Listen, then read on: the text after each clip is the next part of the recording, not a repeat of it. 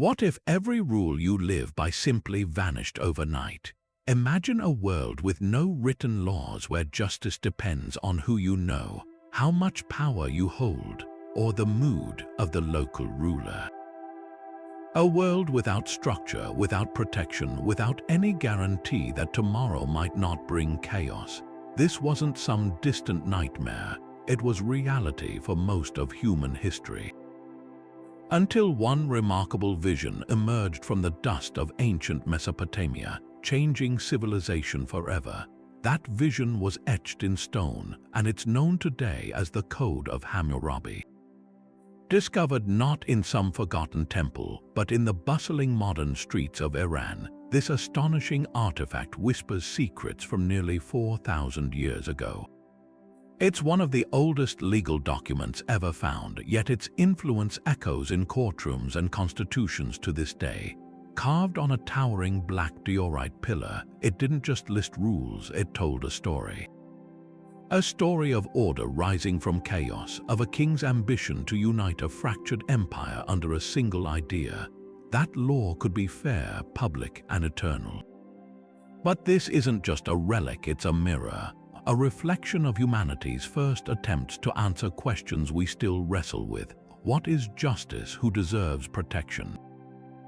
How do you build a society that lasts? As we journey together into the heart of ancient Babylon, we'll uncover the mysteries hidden within these 3,600 lines of cuneiform script. We'll meet the ambitious king behind the code, explore the brutal and surprisingly sophisticated laws that governed everyday life, and ask whether this stone pillar was a triumph of enlightenment or something far more complex. This is more than history, it's the origin story of order itself, and it all starts here. In the early winter of 1901, a team of French archaeologists led by Jacques de Morgan was excavating the ancient city of Susa in what is now modern-day Iran. They were digging through layers of history, the capital of the once powerful Elamite Empire, when their tools struck something far harder than the surrounding earth. It wasn't a foundation or a statue, but a massive, polished black stone pillar shattered into 3 large fragments. As they carefully unearthed the pieces, they realized the magnitude of their find. The stone, nearly 7.5 feet tall, was made of incredibly durable diorite, which had protected it from the ravages of time, and it was covered from top to bottom in meticulously carved cuneiform script, the wedge-shaped writing of ancient Mesopotamia. This was the stele of Hammurabi, but a pressing question immediately arose. What was a Babylonian king's legal monument doing in the ruins of an Elamite capital, over 250 miles from Babylon itself? The answer is a story of conquest and trophy-taking. Scholars believe that around 1200 BC, an Elamite king named Shutruk-Nahant invaded Babylon and looted the city of its most prized monuments. The stele wasn't just stolen, it was a symbol of ultimate victory. By taking Hammurabi's code, the Elamite ruler was essentially capturing the very laws and soul of his defeated enemy, bringing it back to Susa as a monument to his own power. Ironically, this act of plunder is what ultimately preserved it for millennia, burying it safely in the Elamite soil until De Morgan's discovery. After its excavation, the stele was swiftly transported to Paris, where it was reassembled and found to be almost entirely complete. It found a permanent home at the Louvre Museum, where it has been on display ever since, captivating millions of visitors each year. The choice of diorite was no accident. Hammurabi himself stated that he chose this hard, gleaming black stone so that his words might be set in place for all time, a testament to their enduring power. In a way, he was right. Though it was moved, the code itself survived, physically and symbolically unbroken, waiting patiently in the dark to speak its truths to a new world. To understand the code, we must first understand the man who commanded it to be written. Hammurabi was not merely a king who issued laws. He was a strategic genius who spent decades laying the groundwork for his legendary legacy. He ascended to the throne around 1792 BCE as the 6th ruler in his dynasty, inheriting a kingdom that was relatively small and squeezed between far more powerful rivals. Babylon itself was not yet the magnificent, sprawling metropolis it would become. It was a city-state of modest influence, surrounded by giants like Elam to the east, Larsa to the south, and the kingdom of Assyria to the north. A lesser ruler might have been content to simply hold on to what he had, but Hammurabi possessed a grand vision for unification. His reign, which lasted an incredible 43 years, can be divided into two distinct phases. The first 3 decades were defined not by relentless war, but by brilliant, patient statecraft. Hammurabi was a master of alliances and public works. He fortified his own cities, improved irrigation canals to boost agricultural production and secure his people's prosperity, and formed strategic, though often temporary, treaties with other rulers. He bided his time, strengthening his economy and his army, waiting for the perfect moment to strike. That moment arrived in the final years of his reign. In a stunning series of military campaigns, he turned on his former allies and rivals one by one. He conquered the powerful kingdom of Larsa, then Eshnunna, and finally even subdued his former overlords in Elam and the mighty Assyrians to the north. In less than a decade, he had achieved the impossible. He unified the entire Mesopotamian world, from the Persian Gulf to the foothills of modern-day Turkey, under the singular rule of Babylon. For the first time in history, the region had one dominant empire, but a conqueror is not necessarily remembered as a just ruler. Hammurabi knew that military victory alone was fragile. To truly bind his diverse and newly acquired empire together, he needed something more powerful than armies. He needed a system. He needed a unifying principle that would create order, administer justice, and legitimize his rule in the eyes of all his subjects, from the northernmost Assyrian cities to the southernmost Sumerian ones. This was the profound insight behind the code. It was the final, masterful piece of his imperial project. The laws were a public declaration that he was not a tyrant imposing his will by force, but a shepherd king, chosen by the gods to protect the weak from the strong and to ensure that truth and justice prevailed throughout the land. In the prologue to the code, he explicitly states this divine mandate, claiming the gods Anu and Enlil called him by name to bring order to humanity and to cause justice to prevail in the realm. His reputation as a wise ruler was carefully cultivated through such pronouncements and through the tangible, public display of these laws on steles erected in cities across his empire. He wasn't just building an empire, he was building an idea of what an empire should be governed by principle, not just by power. Now, let's look at the object itself. The stele is a breathtaking piece of craftsmanship, an imposing black pillar of diorite that stands over 7 feet tall, commanding attention even in a museum hall filled with other ancient treasures. Its surface is polished to a near-glassy sheen, and its sheer weight and durability speak to a desire for permanence. This was not meant to be a temporary decree. At the very top, carved in bas relief, is a scene of immense symbolic power. We see 2 figures. On the right, seated on a throne-like chair, is the sun god Shamash, the Mesopotamian deity of justice.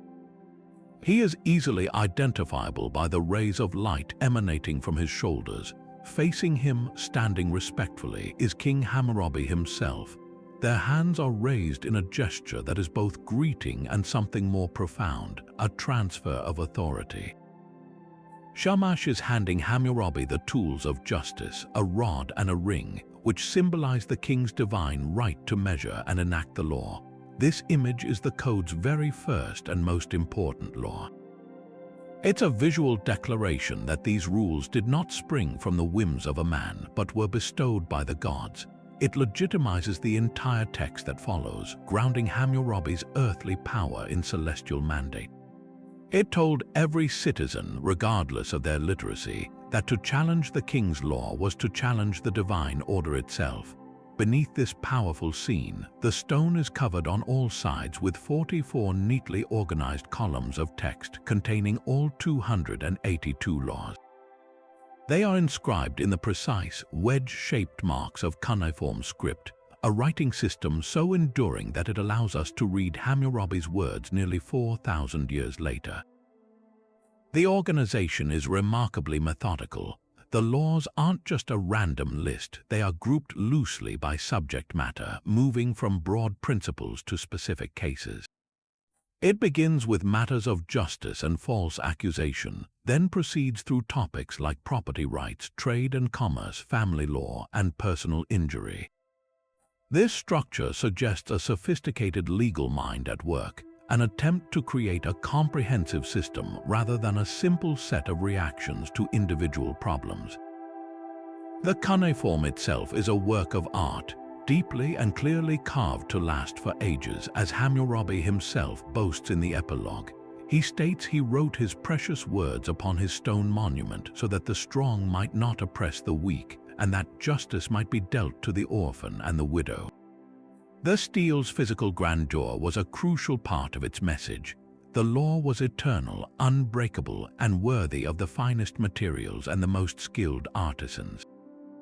It was a permanent public promise set in the hardest stone a king could find. Beneath that powerful image of the king and the sun god, the text of the code begins not with a list of rules but with a grand and sweeping declaration. This prologue is far more than a simple introduction. It is a masterpiece of political rhetoric, a carefully crafted origin story designed to cement Hammurabi's authority for all time. He doesn't just list his titles, he builds a resume for the gods themselves to read. He names them one by one: Anu the Sky Father, Enlil the King of the Gods, and declares that they called him by name, Hammurabi, the pious prince who fears the gods to bring justice to the land. This was his divine job interview, and he got the position. The language is intentionally lofty and poetic, establishing a tone of sacred purpose. He speaks of being chosen to make justice prevail in the land, to destroy the wicked and the evil, to prevent the strong from oppressing the weak. He claims his mission is to rise like the sun god Shamash over all humankind, to illuminate the land. These are not the words of a mere administrator. This is the language of a messianic figure, a savior king.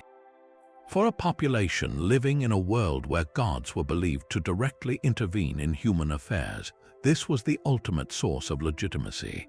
By framing his entire legal project as a divine mandate, Hammurabi made obedience to the law synonymous with obedience to the gods. To question his code was to question the will of the universe itself, but we also have to read between the lines. This was brilliant propaganda. A newly minted emperor who had just conquered a vast array of independent city-states and kingdoms faced a monumental challenge: how to make all these different peoples with their own local customs, laws, and loyalties accept his singular rule. He couldn't be everywhere at once. His prologue provided the answer. It created a unifying ideology for the entire empire. Whether you were from Ur in the south or Ashur in the north, you were now under the protection of Marduk, the patron god of Babylon, and his chosen agent Hammurabi. The law became the glue that held this diverse empire together, and its sacred origin story gave everyone a reason to buy into the new system. He further solidifies his earthly credibility by listing his practical achievements. He calls himself the one who cared for the people of Babylon, who sheltered them in prosperity, who secured the foundations of the land. He mentions specific cities he has fortified and temples he has renovated. This serves a crucial dual purpose. It shows his divine favor through tangible results. The gods reward those they love with success, and it positions him as a benevolent provider, not just a conqueror. He is saying, look at all I have built for you. The peace and prosperity you enjoy are because of me and my connection to the divine. This law code is simply the next step in my project to protect and perfect our society. The prologue, therefore, is the crucial key that unlocks the entire monument. It transforms a list of laws from a dry administrative document into a sacred covenant between the king, his people, and the gods, establishing a template for righteous rule that would echo for millennia. Yet after such a lofty and sacred introduction, the laws themselves can come as something of a shock to the modern reader. The prologue speaks of protecting the weak from the strong, but the legal reality was far more complex and, by our standards, often brutally severe. The principle that echoes most famously through history is lex talionis, the law of retaliation, best known by the phrase, an eye for an eye. At first glance, it seems to endorse a kind of savage, mirror-image justice. But to understand its true significance, we must see it not through a modern lens, but through the chaos it was designed to replace. Before codified laws, justice was often a matter of clan feuds and blood vengeance. If a man from one family injured a man from another, the victim's kin were entitled to seek retribution. This system was wildly unstable. A minor insult or a small injury could escalate into a generations-long cycle of violence, with each act of revenge demanding a greater response. A wounded pride might demand a life. A single life could demand the lives of an entire family. There was no standard of proportionality, only the heat of anger and the duty of honor. Hammurabi's code didn't invent the idea of retaliation, it tamed it. By writing down the rule that the punishment must precisely match the crime, the king was imposing a limit on violence. It was a demand for equilibrium. If a man puts out the eye of another man, his eye shall be put out. It sounds harsh, but it also means you cannot put the man to death for it. You cannot burn down his house or slaughter his oxen. The retaliation is strictly confined. This was a monumental leap forward, a move from unpredictable, escalating bloodshed to a measured, state-administered balance. This principle of proportional justice applied across a wide range of offenses, creating a predictable legal landscape. Law 229 states that if a builder constructs a house that collapses and kills the owner, then that builder shall be put to death. If it kills the owner's son, then the builder's son shall be put to death. The symmetry is stark and absolute. It created a powerful incentive for competence and care, directly linking professional failure to the most severe personal consequences. This concept of a standardized punishment was revolutionary because it removed the decision from the realm of personal vendetta and placed it in the hands of the state and its judges. It wasn't about the victim's family feeling satisfied. It was about the society achieving a settled, impartial resolution that prevented further disorder. However, to view the Code of Hammurabi as a straightforward charter of egalitarian justice would be a mistake. The law did not treat every eye as equal. The concept of proportional punishment was deeply intertwined with the rigid social hierarchy of ancient Babylon. Society was divided into three main classes: the awalum, or free men of the upper class, the mushkenim, or commoners, and the wardum, or slaves.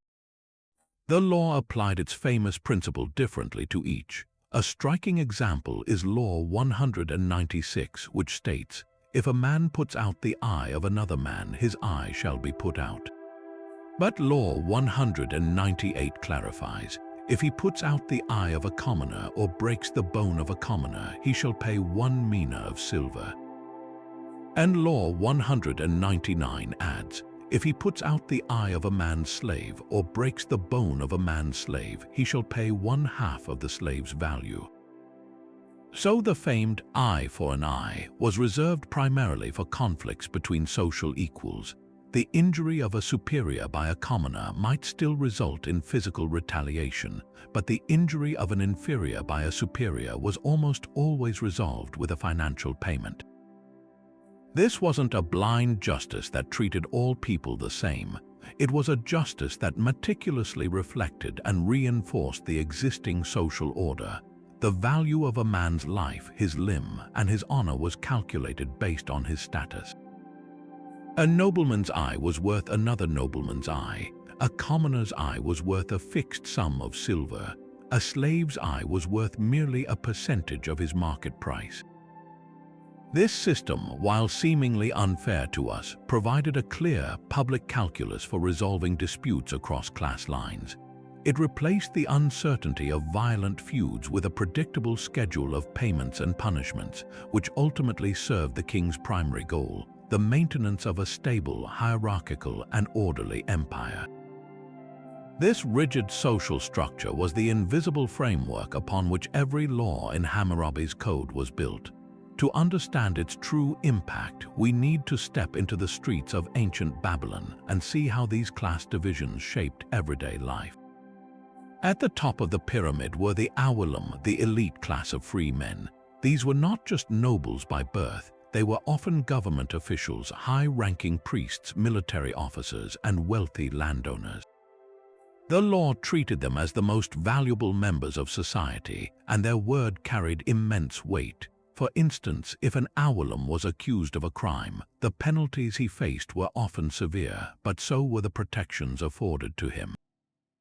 His life, his limbs, and his honor were considered priceless, to be protected by the full force of the law's most famous principle, an eye for an eye, but only if the other eye belonged to someone of his own standing.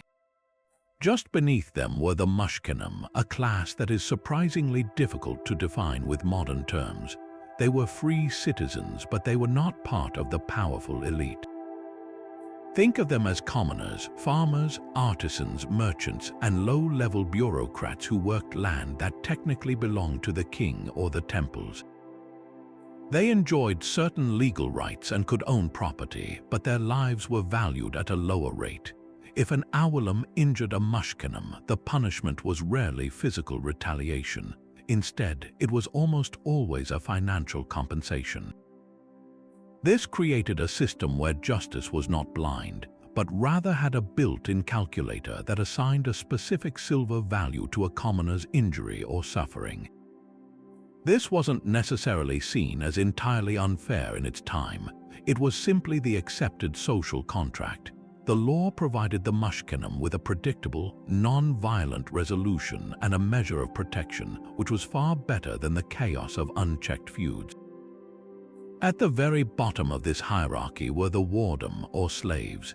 It's crucial to understand that slavery in ancient Mesopotamia was not identical to the racialized chattel slavery of more recent history. People could become slaves through several means: being captured in war, sold into slavery by their family to pay a debt, or as punishment for a crime.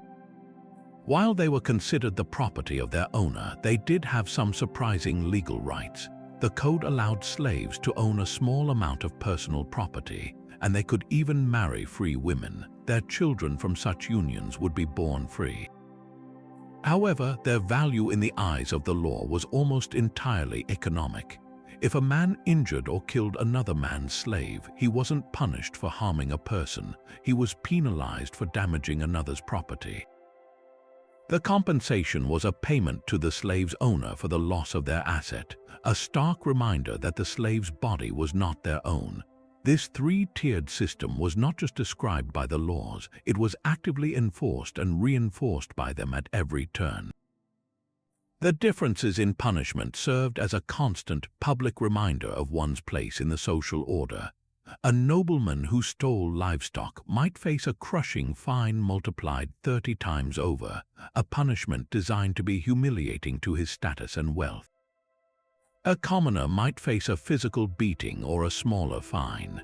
A slave would likely face a brutal physical punishment, as their body was the only thing of value they could offer. This legal structure made the social hierarchy tangible and inescapable. It taught every citizen, through the direct consequences of their actions, exactly where they stood. The code didn't just reflect Babylonian society.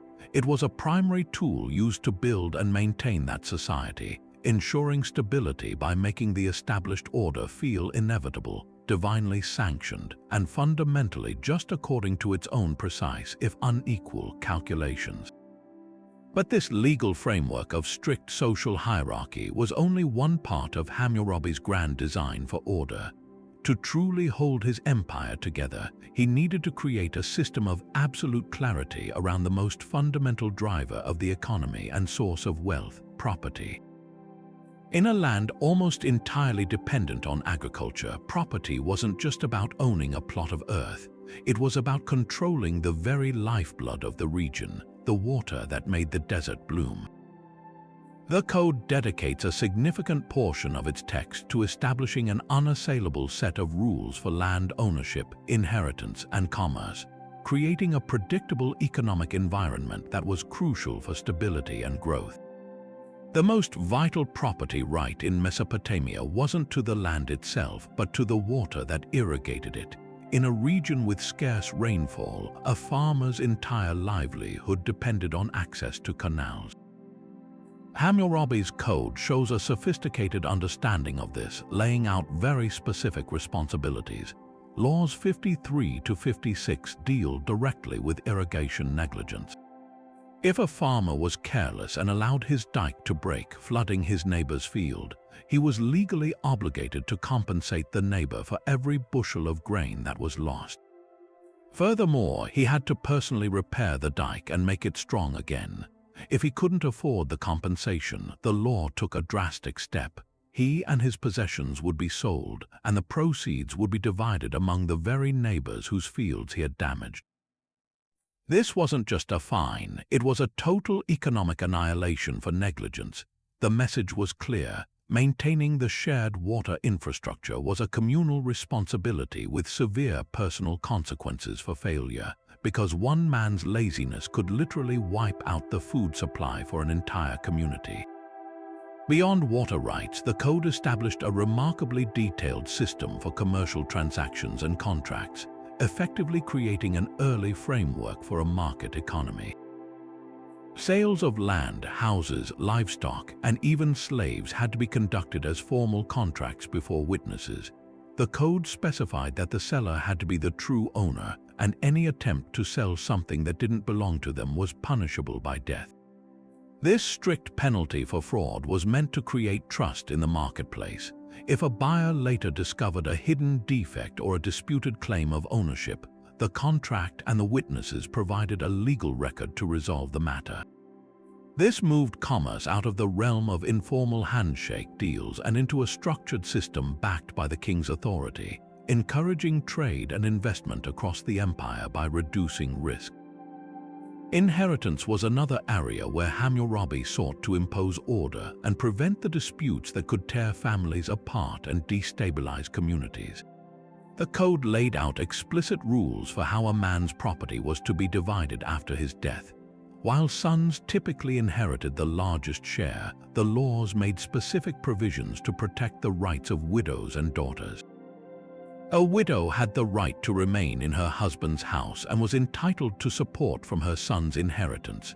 Daughters who entered the religious class as priestesses, known as nadatu, were also guaranteed an inheritance share which they were allowed to manage themselves, a rare degree of financial independence for women at the time.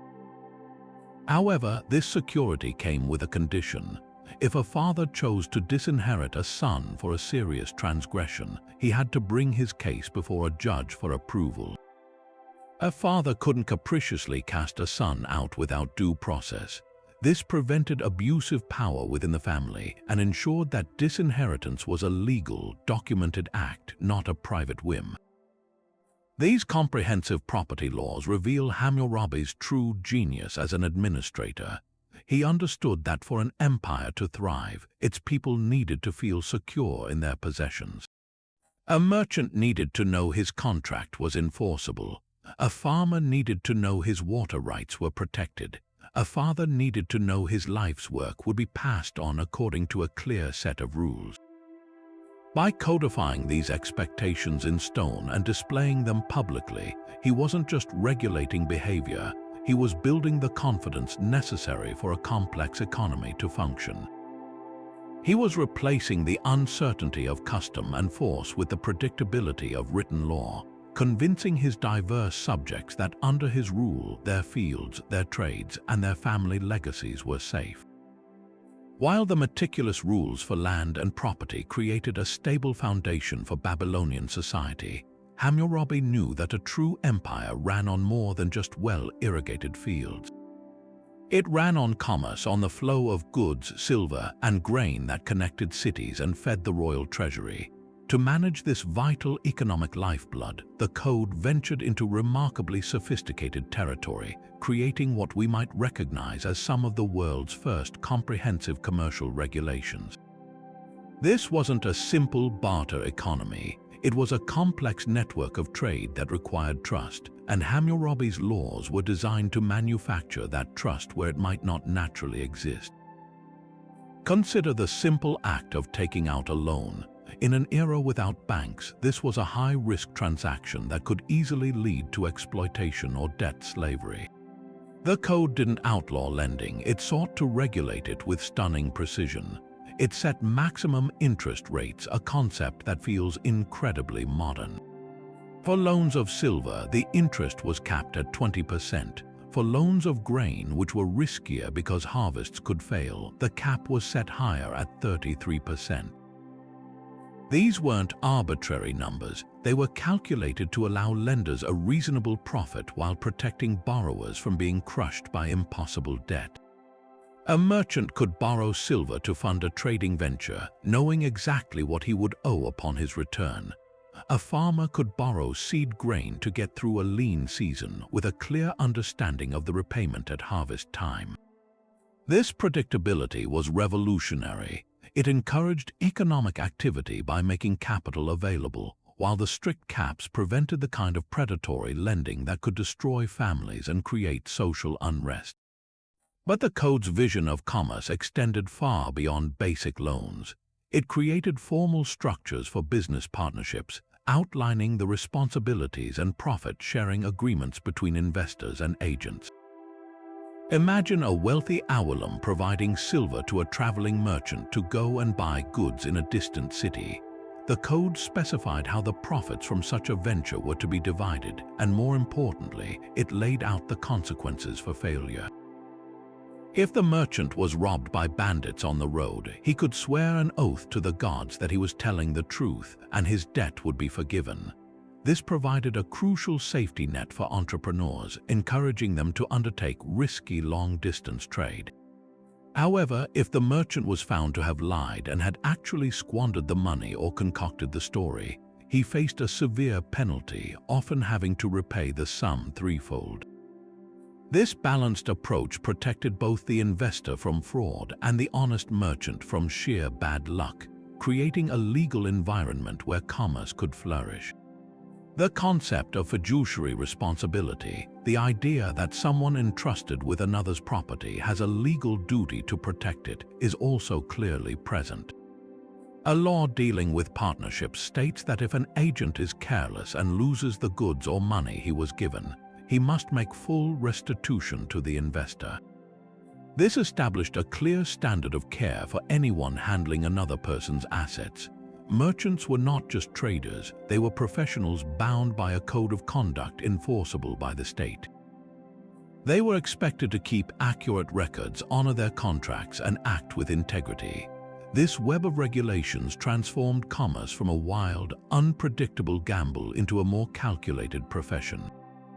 It allowed capital to flow, risks to be managed, and wealth to be generated in a way that supported the empire's growth and stability. The laws sent a powerful message that in Babylon, your business deal was not just a private agreement, it was a matter of public order guaranteed by the king himself and watched over by the gods. These agricultural laws reveal a society built upon the land, where the king's primary concern was the relentless, meticulous management of nature's most precious resource, water. In the sun-scorched plains of Mesopotamia, a successful harvest didn't depend on rain. It depended on a complex, human-made network of canals, dikes, and reservoirs.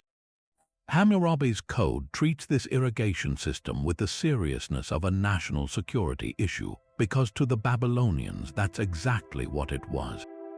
A single farmer's negligence could trigger a cascade of failure, wiping out the food supply for entire communities and threatening the stability of the region. The laws governing water use are astonishingly specific and brutally strict. Consider Law 53. If a man has been too lazy to strengthen his dike and has not strengthened his dike, and a breach has opened in his dike and the waters have flooded the meadow, The man in whose dike the breach has been opened shall make good the grain that he has caused to be lost. This establishes a clear principle of personal responsibility, but the code goes much further. Law 54 states that if he cannot replace the grain, then he and his possessions shall be sold for silver, and the neighbors whose grain was washed away shall divide the proceeds among themselves. This isn't a simple fine, it's a complete economic annihilation for carelessness. The farmer loses everything: his land, his freedom, all of his assets as restitution. The message was unequivocal. Maintaining the shared water infrastructure was a sacred, non-negotiable duty. Your personal failure was a communal threat, and the punishment was designed to be so severe that no rational person would ever risk being lazy with their dike. Beyond catastrophic floods, the code also dealt with the more mundane but equally vital aspects of water sharing. Law 55 dictates that if a man opens his canal for irrigation but fails to monitor it properly, and the water subsequently floods his neighbor's field, he must measure out grain to his neighbor in compensation equivalent to the yield of the neighboring field. This law recognizes that even an accidental overflow, born of simple inattention, had real consequences. It created a powerful incentive for constant vigilance. A farmer couldn't just open the sluice gate and walk away for the day. He had to stay and manage the flow, ensuring the water nourished only his own land. This micromanagement of water rights was the bedrock of Babylonian agriculture, and the king's laws enforced it with an iron grip. The relationship between landowners and their tenants was another area meticulously regulated, revealing a sophisticated understanding of agricultural risk and investment. Many wealthy Awalim owned vast tracts of land that they did not farm themselves. They would lease these fields to tenants, often mushkenim or even enterprising slaves, under specific contractual arrangements. The code outlines two primary types of leases. In one, the tenant paid a fixed rent in silver or grain to the landowner, bearing all the risk of a bad harvest himself. In the more common sharecropping arrangement, the tenant and landowner would split the harvest, typically down the middle, but the landowner would first deduct the cost of the seed that he had provided. This is where the law intervenes to ensure fairness and prevent disputes. Law 46 is particularly fascinating. It states that if a tenant does not secure a grain yield in the field because he did not work the land properly, he must still deliver a harvest to the landowner based on the yield of his neighbors. This protected the landowner from a lazy tenant who might neglect the field and then claim a poor harvest was due to bad luck rather than bad effort. By comparing the yield to that of neighboring fields, the law introduced an early form of objective evidence to determine negligence. Conversely, laws also protected the tenant from forces beyond his control. If a storm or drought destroyed the crop after it was already planted, the loss fell upon the landowner. The tenant's labor was his investment, and he was not punished for an act of the gods. This balanced approach encouraged tenants to work hard, knowing they would reap the rewards of a good harvest, while also providing them a safety net against total ruin from natural disasters. Finally, the code demonstrates a detailed concern for the tools of the trade. Oxen were the tractors of the ancient world, and their loss could cripple a farming family. Law 244 states that if a man hires an ox and it is killed by a lion, the loss falls upon its owner. The hirer isn't held responsible for an unpredictable wild animal attack. However, Law 245 is very different. If a man hires an ox and causes its death through cruelty or blows, he must restore ox for ox to the owner. The law distinguishes between an unavoidable accident and negligent abuse. Similarly, if a hired ox breaks its leg or cuts its neck ligament while working, the hirer can swear an oath that it was an accident and he is absolved of liability. But if the ox's eye is put out, the compensation is half its value. This intricate schedule of values and liabilities for equipment shows a legal system that had evolved to manage the countless tiny conflicts of daily economic life. creating a framework of predictable outcomes that allowed agriculture, the very engine of the empire, to hum with efficiency and stability. Moving from the fields and marketplaces into the most intimate sphere of life, the Code of Hammurabi reveals a society equally preoccupied with regulating the fundamental unit of its social order, the family. The laws governing marriage and divorce are not mere suggestions. They are a complex web of binding financial and legal arrangements designed to ensure stability, legitimate heirs, and the clear transfer of property. A Babylonian marriage was, first and foremost, a formal contract between two families, a transaction meticulously documented and enforced by the king's authority. The process began with the terhatum, or bride price, a payment of silver or goods from the groom's family to the father of the bride. This was not a purchase of the woman, as is sometimes misunderstood, but a crucial legal formality that sealed the betrothal agreement. It served as compensation to the bride's family for the loss of her labor, and more importantly, as a serious financial commitment from the groom's side, demonstrating his ability to support a wife. Once the terhatum was accepted, the contract was considered binding. If a man changed his mind after paying the price, he forfeited the entire sum. If the father of the bride reneged, he was obligated to pay double the amount back. This wasn't about romance, it was about creating a legally enforceable prenuptial agreement that prevented families from casually backing out of a deal. The woman, however, was not left without assets of her own. She brought into the marriage a sherictum, or dowry, provided by her father. This could include silver, land, household goods, or even slaves. Unlike the bride price, which went to her father, the dowry remained the woman's personal property throughout her life. It was managed by her husband during the marriage, but he could not unilaterally sell it or squander it. The dowry was her economic safety net and her share of her father's inheritance, given to her upfront. Upon her death, it would not go to her husband but would be inherited by her children. If she died childless, the dowry was returned to her father's house. This system ensured that wealth circulated back into her birth family if she produced no heirs for her marital one, protecting the patrimony of both clans. The marriage contract itself had to be a public affair, witnessed and recorded to be valid. A union without a contract was not considered a true marriage, and any children from it would lack clear inheritance rights. This formality elevated marriage from a private arrangement to a matter of public record, under the purview of the state. Once married, the laws clearly established the husband as the head of the household, but they also granted the wife significant, though conditional, protections. A wife was expected to be faithful and maintain the household. Infidelity on her part was dealt with extreme severity, potentially punishable by death. However, the code also protected her from unfounded accusations. If a husband accused his wife of adultery without proof, she could save herself by swearing an oath of innocence before the gods.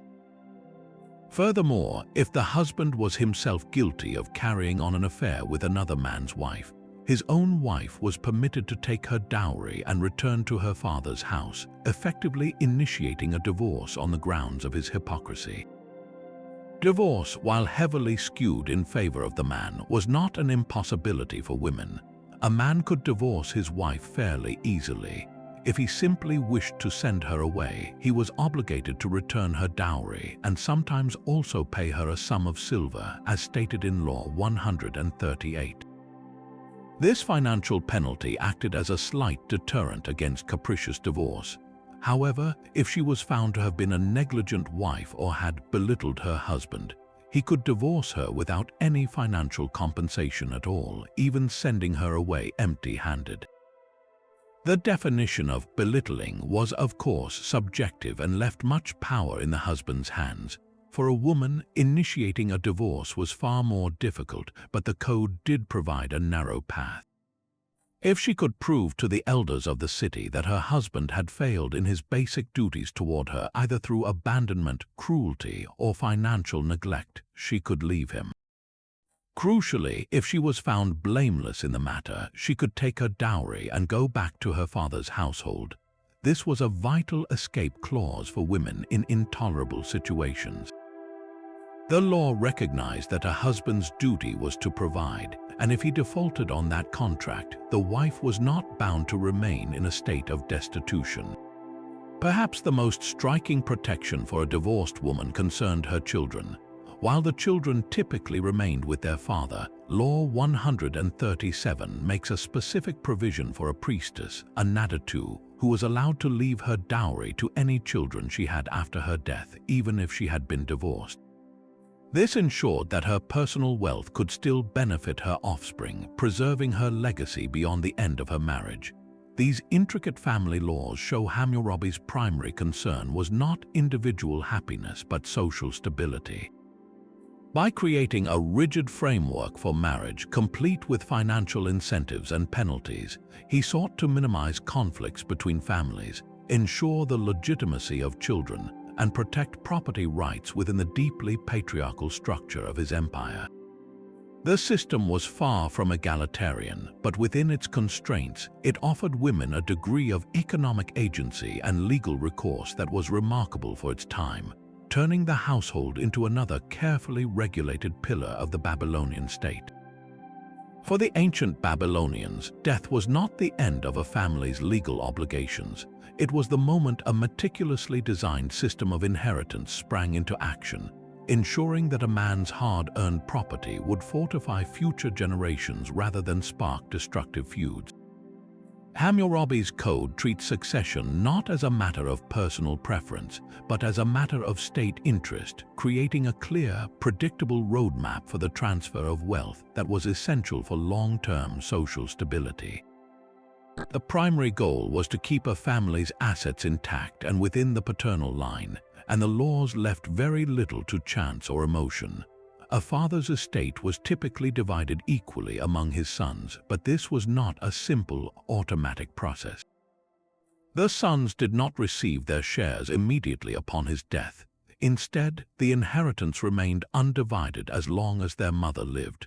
The widow had the right to remain in the marital home, and the sons were legally obligated to support her from the estate.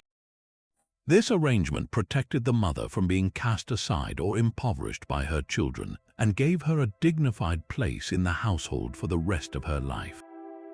Only after her death would the brothers formally divide the property, usually drawing lots to ensure a fair distribution of land, houses, and other assets. This delayed division prevented the premature fragmentation of the family's wealth and maintained a united economic front while the matriarch lived. But what of daughters? Their place in the inheritance scheme was more complex and reveals the code's nuanced approach to female agency. A daughter did not typically receive a share of the inheritance in the same way her brothers did, as the property was meant to stay within the father's lineage. Instead, she received her portion of the family wealth upfront in the form of her dowry, given to her at the time of her marriage. This dowry was formally deducted from her father's estate beforehand, meaning she was effectively pre-inheriting. Once married, she was considered to have been provided for, and her brothers would divide the remainder. However, there was a significant exception for women who entered the religious life. If a father dedicated his daughter to become a nadatu, a priestess who served in the temple of the god Marduk, she was allowed to receive a full inheritance share alongside her brothers. Even more remarkably, she was granted the power to bequeath that property to anyone she wished after her death. This was a rare instance of a woman having complete control over valuable assets, a right granted because her celibate role meant she would not have sons to carry on the family name, and thus the state had an interest in allowing her to manage her own legacy. The code also had to contend with the messy realities of family life, including children born from a man's relationships with his slave women. These offspring occupied a complicated space. While they were technically slaves themselves, being the property of their father, the code provided a path to freedom. If the father formally acknowledged these children as his own during his lifetime, they were granted the status of free citizens. But did this entitle them to an inheritance? The law was carefully crafted to protect the rights of the primary, freeborn sons.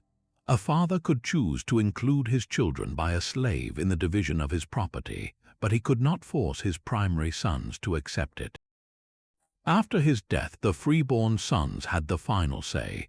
The children of the slave would receive their freedom, which was their inheritance in itself, but any share of the estate had to be granted voluntarily by the brothers. This prevented a man from radically upsetting the established social and economic order on his deathbed, ensuring the core family wealth passed to his freeborn heirs. Perhaps one of the most modern-seeming aspects of the inheritance laws was the strict regulation of disinheritance. A father could not simply cast a son out of the family on a whim. The code lists specific, serious grounds for cutting a son out of the will, and the process required judicial oversight. Law 168 states that a father can disinherit a son only if the son has committed a grave fault not once but twice. The first time, the father could forgive him. If the son repeated the offense, the father could then bring his case before the judges, present his evidence, and only with their approval could the disinheritance be made official. The law lists examples of such grave faults: repeated disrespect or contempt, failure to support his parents, or serious criminal behavior. This process prevented abusive patriarchs from destroying a son's future out of mere personal spite and protected sons from arbitrary punishment. It also protected the community by ensuring that a disinherited son, who would otherwise be left destitute and potentially turn to crime, was only cast out for verifiable, weighty reasons.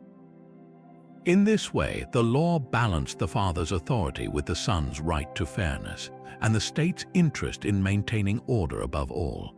Yet within this rigid patriarchal system, the Code of Hammurabi reveals a complex and surprisingly nuanced legal landscape for women, one that granted them a degree of economic agency and personal protection that was extraordinary for its time. While a Babylonian woman was undoubtedly under the legal authority of her father or husband, she was not considered mere property herself. The law recognized her as a distinct legal entity with specific rights, particularly when it came to property and commerce. A married woman, for instance, could own and manage her own wealth through her dowry, the sherictum, which remained her separate property throughout the marriage. Her husband could use the assets and enjoy the income they generated, but he could not unilaterally sell them or give them away without her consent. This was not just a custom, it was a legally enforceable right.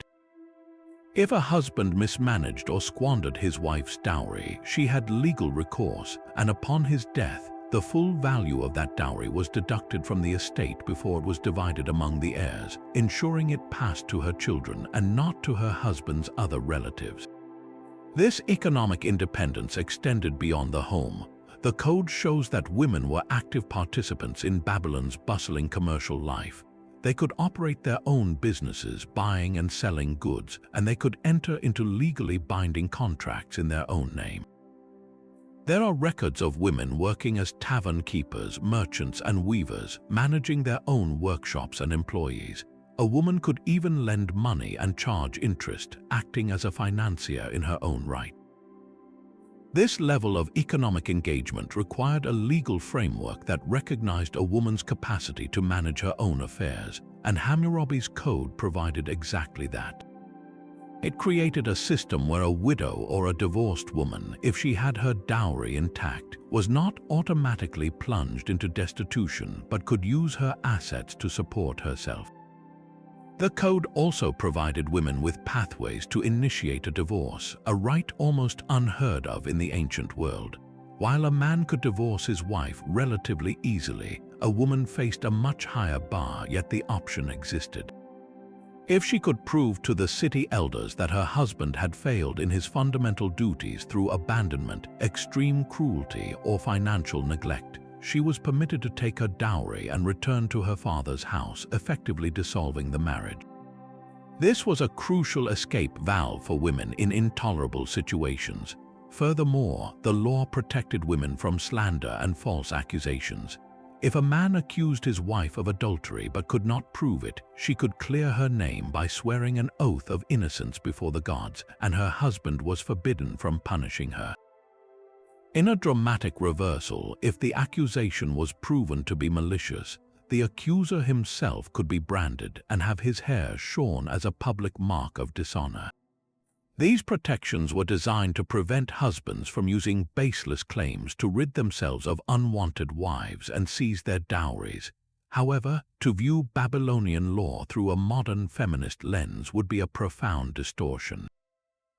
These rights existed within a cage of patriarchal control, and the limitations were severe and often brutal.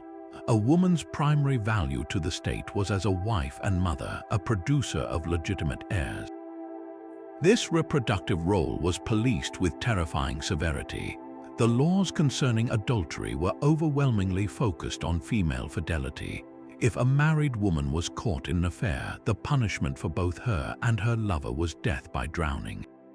The husband had the power to pardon his wife and beg the king to pardon her lover, but the law itself offered no leniency. A man's infidelity, unless it involved another man's wife, was not treated as a capital crime.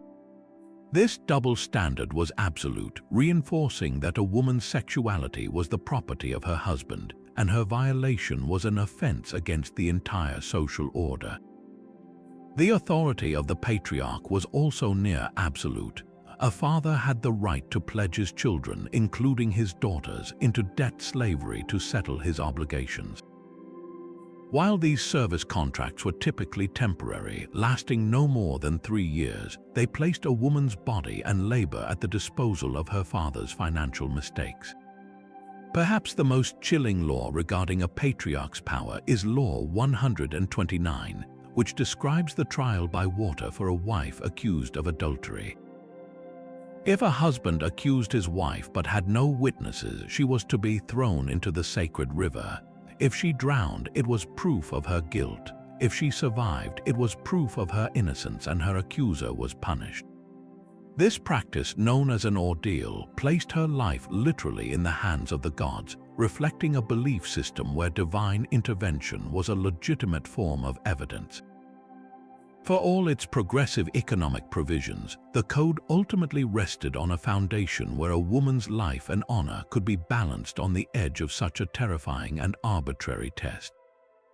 Theft was viewed not merely as a crime against an individual, but as a direct assault on the very foundations of social order and divine favor. In a society where one's wealth was often tied directly to survival, a stored harvest, a precious tool, a single valuable animal, the act of stealing could literally mean sentencing another family to starvation or ruin. Hammurabi's code met this threat with a severity that seems breathtakingly harsh to modern eyes, yet its intricate gradations reveal a calculated, almost mathematical approach to justice, where the punishment was meticulously scaled to the crime's perceived insult to the gods and the state. The most severe penalties were reserved for crimes that struck at the heart of divine and royal authority, theft from a temple or a palace. These institutions were not just buildings, they were the earthly homes of the gods and the king, the twin pillars holding up Babylonian civilization. To steal from them was an act of sacrilege, a direct challenge to the cosmic order itself. The punishment was as absolute as the offense, death. There were no mitigating circumstances, no considerations of value. Stealing a single loaf of bread from a temple altar was a capital offense because the crime was not about the value of the bread, but about the violation of the sacred. This draconian law served a dual purpose. It protected the vast wealth concentrated in these centers, the offerings, the stored grain, the ceremonial objects, and it reinforced the ideological message that the gods and the king were the ultimate owners and protectors of all property. Their domain was inviolable. For theft in the secular world, the code moved from the absolute to the proportional, but the punishments remained extraordinarily severe by any standard. The general principle was one of monumental restitution. If a man was caught stealing an ox, a sheep, a donkey, a pig, or a boat, the essential assets of agriculture and trade, the law did not simply demand he return it. Law 8 stipulates that the thief must pay 30 times the value of the stolen item. If he could not afford this crushing fine, he was put to death. This 30-fold multiplier was not arbitrary. It was a figure so high it was designed to be ruinous. It transformed theft from a potentially profitable gamble into a catastrophic risk. A thief couldn't hope to just pay back what he stole if caught. He would face financial obliteration. This system powerfully protected property owners, but it also reflected a society with a very limited ability to police crime. The state relied on the sheer terror of the penalty to deter would-be criminals, making examples of those who were caught to maintain order. The code's sophistication is revealed in its recognition of different contexts for theft, each with its own specific punishment. It distinguished, for example, between a burglary and a robbery. A robber who was caught in the act breaking into a house could be killed on the spot by the homeowner with no legal consequence. The law sanctioned immediate, lethal self-defense against a clear and present danger. However, if the thief was captured alive after the fact, the matter was turned over to the courts. The judges would investigate and then pronounce a death sentence, formalizing the communal rejection of his actions. The laws also considered the status of the thief. While a free man convicted of theft faced financial ruin or execution, the punishment for a slave was different and even more brutal.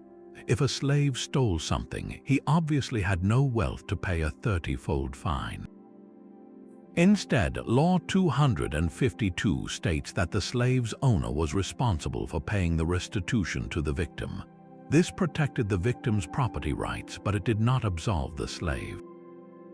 Having caused his master a significant financial loss, the slave would almost certainly face horrific physical punishment privately at the hands of his owner. The law's primary concern was making the victim whole. The fate of the enslaved thief was a private economic matter between him and his proprietor. Perhaps one of the most fascinating and modern-seeming aspects of the theft laws is the attention paid to receiving stolen goods. The code understood that a thief relied on a network to profit from his crime. Law 6 deals specifically with a man who buys silver, gold, a slave, or a slave woman from another man's son or slave without witnesses or a contract. The buyer is immediately declared a thief and put to death. This law effectively criminalized dealing in obviously suspicious transactions. It placed the burden on the buyer to ensure the provenance of valuable goods, creating a powerful disincentive for anyone thinking of fencing stolen property. It forced commerce into the open, requiring witnesses and contracts, which in turn created a paper trail that made it harder for thieves to operate. This complex web of regulations around theft shows a legal mind grappling with a fundamental problem of civilization: how to protect the fruits of one's labor in a world without police forces or insurance. The terrifying punishments were a tool of social engineering. They were meant to be so fearsome that the very idea of stealing became unthinkable for most people. The code offered a stark choice: live within the rigid but predictable structure of the law, where your property was protected by the king and the gods, or step outside it and face a consequences so dire they served as a public warning to everyone else. It was a system built not on rehabilitation but on deterrence, designed to use the fear of death and utter ruin to maintain a fragile but crucial trust between neighbors in a vast and newly unified empire. But the code's vision of justice extended far beyond the theft of property and into the most intimate violation of all: harm to the human body. Here, the principle of lex talionis, an eye for an eye, is most famously displayed, yet a closer examination reveals a legal system of astonishing complexity that considered not just the act but the perpetrator, the victim, and even the intent behind the blow. The laws governing assault and personal injury form one of the code's most detailed sections, moving far beyond simple retaliation into a sophisticated calculus of pain, status, and responsibility. The most straightforward application is found in conflicts between social equals. Law 196 is the iconic statement: if a man puts out the eye of another man, his eye shall be put out. Law 200 states, if a man knocks out the teeth of his equal, his teeth shall be knocked out. This symmetrical justice was the ideal, a perfect balance that prevented the escalation of feuds. It was a powerful declaration that among the elite Awalam, a man's body was his most sacred possession, and any violation of it would be met with an identical loss. This wasn't merely savagery, it was a brutal form of equality under the law for those at the top of society. It ensured that a powerful man could not simply pay a fine for maiming a rival and consider the matter settled. He would share the same physical fate, creating a profound deterrent against violence within the noble class. However, this strict mirror image punishment was immediately complicated by the rigid social hierarchy. The very next laws demonstrate that justice was not blind, but could see class distinctions with perfect clarity. Law 198 states, if he puts out the eye of a commoner mushkenem or breaks the bone of a commoner, he shall pay 1 mina of silver. The value of a commoner's eye was not another eye, but a fixed monetary value. The injury was compensated rather than reciprocated. This established a clear economic value for the body parts of a free citizen who was not among the elite. The law acknowledged the harm but resolved it through a transaction that presumably allowed the victim to support himself during his recovery, while the perpetrator, likely a wealthier man, retained his physical wholeness. The devaluation reached its logical conclusion when the victim was a slave. Law 199 dictates, if he puts out the eye of a man's slave or breaks the bone of a man's slave, he shall pay 1/2 of the slave's value. Here, the injury is not considered a harm to a person but damage to another man's property. The compensation is paid not to the injured slave but to his owner for the reduction in the asset's worth. A half-price slave was a less useful slave. This LAW Chinese letter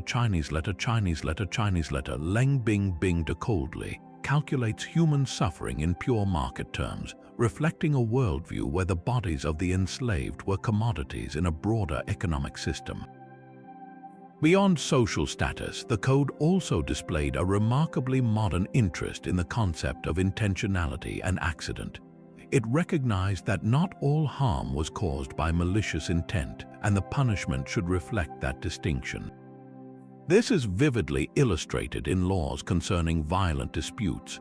Law 206 states, if a man has struck another man in a quarrel and has wounded him, that man shall swear, I did not strike him knowingly, and he shall pay the physician. In this case, if the assailant could swear an oath that the injury was accidental, a result of a heated moment rather than premeditated malice, his punishment was limited to covering the victim's medical bills. The state's interest was in making the victim whole, not in exacting a pound of flesh for an honest mistake.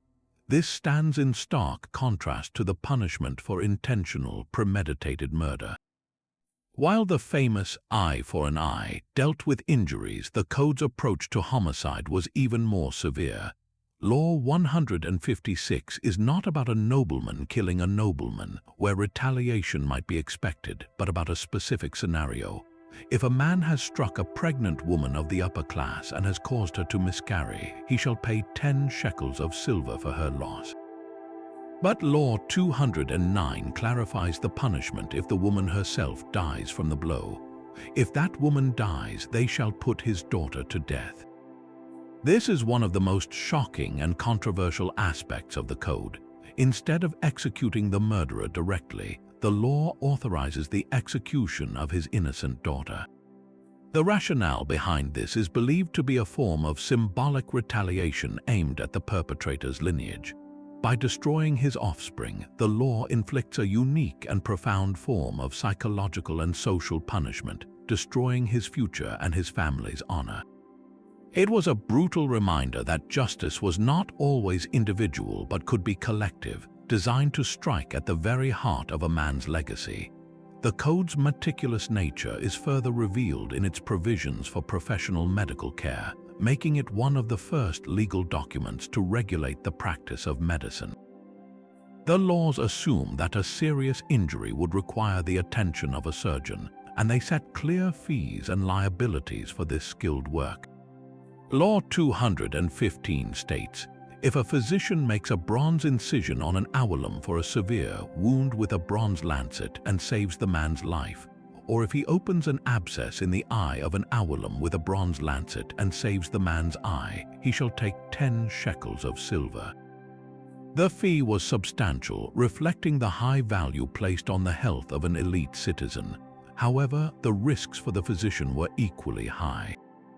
Law 218 continues, if the physician makes a bronze incision on an owlum for a severe wound with a bronze lancet and causes the man's death, or opens an abscess in the eye of an owlum and destroys the man's eye, they shall cut off his hand.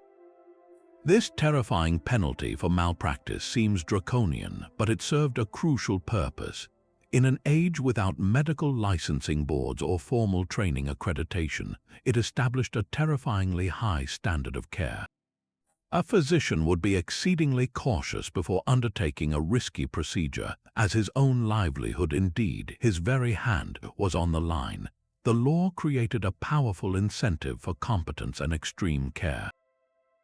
Furthermore, the fees and penalties were scaled by the status of the patient.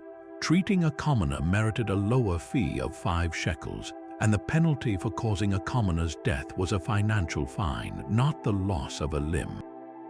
Treating a slave was cheaper still, and if the slave died under the physician's care, the penalty was simply to replace the slave of equal value for the owner.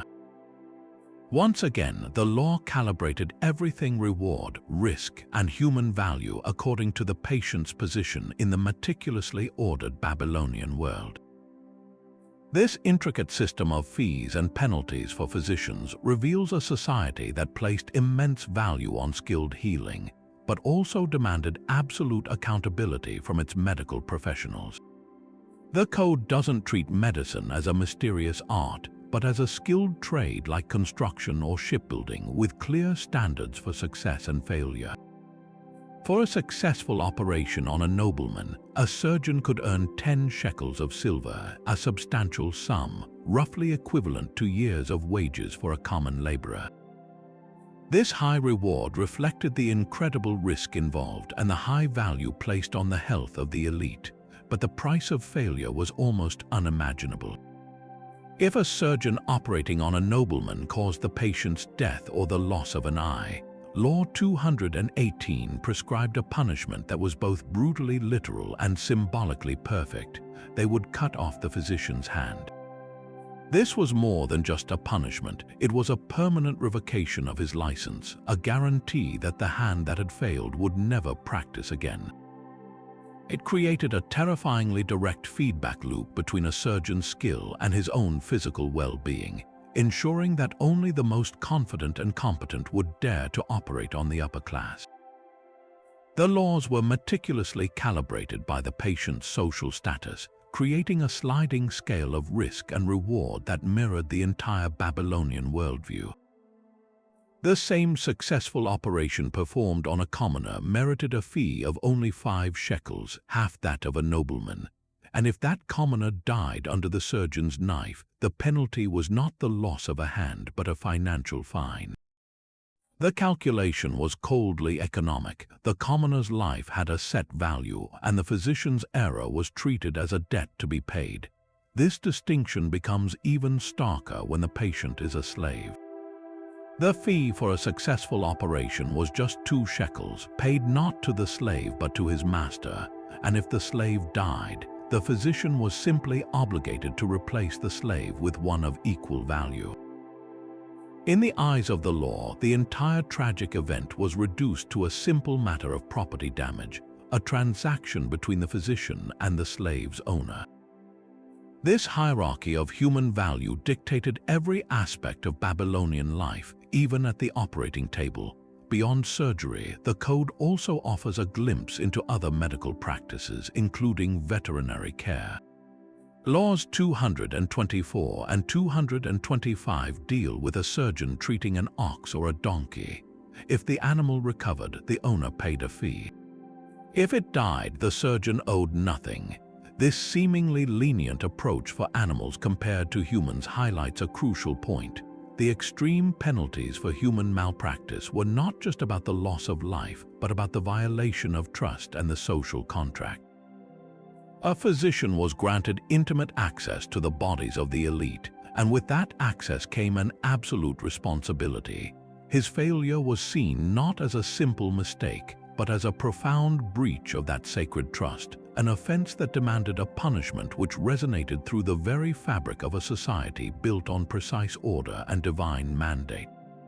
These regulations, etched in stone nearly 4 millennia ago, represent humanity's first arduous steps toward formalizing medical ethics, establishing a stark and terrifying precedent that the healer must always be held accountable for the power they wield. Yet the long arm of the law didn't stop at the human body. It extended directly to the very walls and rooftops that sheltered Babylonian families, revealing a society deeply concerned with the safety and integrity of its built environment. The code contains some of history's first and most remarkably detailed building regulations, holding architects and contractors to a standard of accountability that would be considered stringent even today. In a city of mud brick construction, where a poorly built home could literally crumble and kill its inhabitants, Hammurabi's laws created a powerful system of incentives designed to ensure structural soundness and protect consumers from catastrophic negligence. Imagine hiring a builder to construct your new house, a project that represented a family's life savings and future security. The code understood the immense trust placed in that builder and the devastating consequences of a failure. Law 229 delivers one of the most famous and severe judgments. If a builder constructs a house for a man and does not make his work strong, and the house he built collapses and causes the death of the owner of the house, that builder shall be put to death. The principle is absolute and terrifyingly clear. A professional's failure that results in loss of life is a capital offense. The builder's negligence is treated not as a simple mistake, but as a form of involuntary manslaughter with the ultimate price to be paid. But the code's intricate sense of justice didn't stop there. It applied its principle of proportional retaliation to the builder's own family, reflecting the collective nature of responsibility and punishment in Babylonian society. Law 230 stipulates, if it causes the death of the owner's son, they shall put the builder's son to death. This extension of punishment seems shockingly brutal to modern sensibilities, yet it was a logical extension of the era's worldview. A man's legacy was his lineage. By harming the builder's heir, the law delivered a punishment that struck at the very heart of the perpetrator's future, creating a deterrent that was as much about protecting one's family as it was about personal accountability.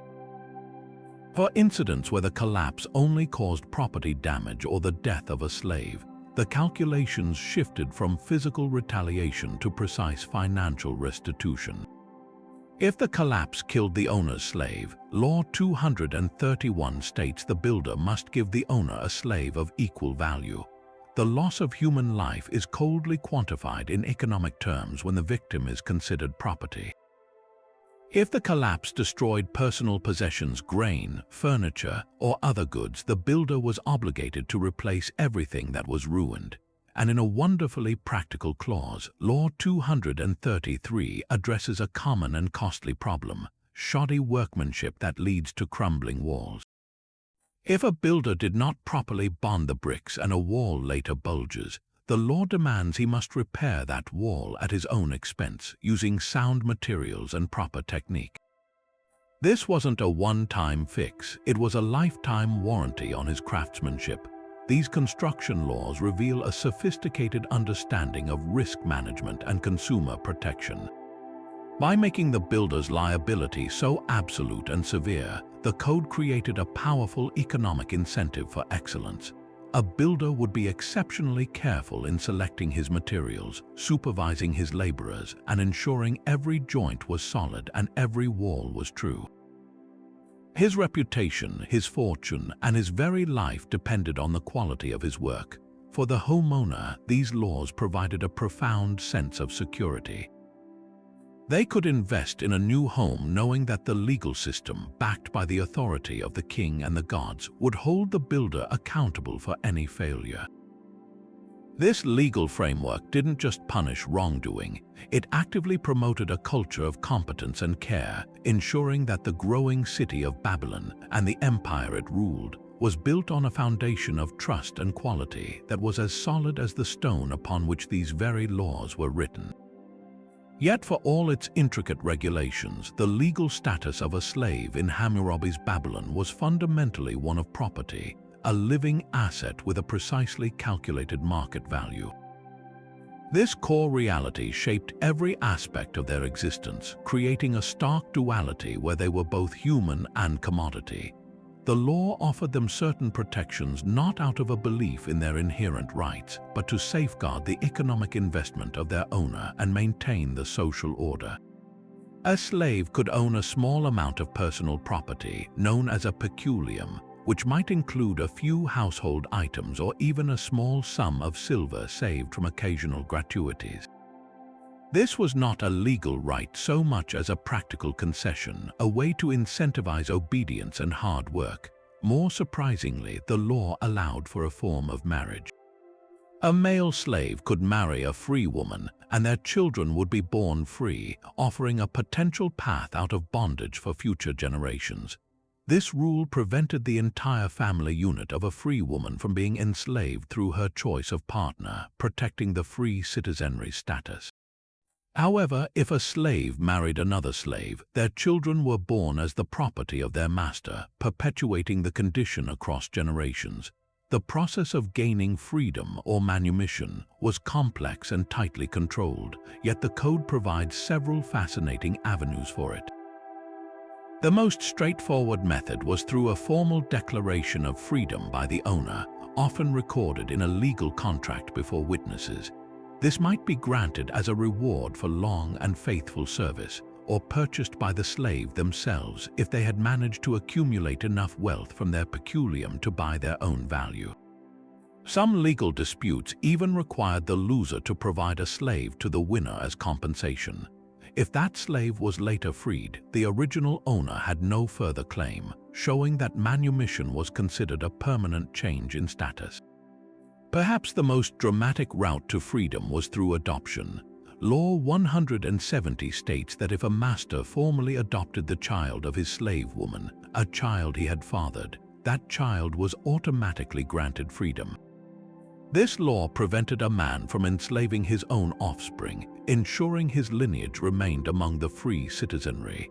However, even after manumission, a former slave's status was often marked. They typically entered the class of the mushkinim, the commoners, but might still owe a duty of respect and service to their former master, a lingering echo of their past bondage that reminded everyone of the rigid social hierarchy that underpinned the entire Babylonian system. Stepping into a Babylonian courtroom would feel both strangely familiar and profoundly alien to a modern observer. This was not a place of wigs and robes, but it was undoubtedly a place of order, procedure, and solemn purpose. Hammurabi's code provided the laws, but a sophisticated and surprisingly formal judicial system was required to bring those words to life. At the heart of this system was a panel of judges, typically elders and prominent men from the community, who were appointed by the king himself.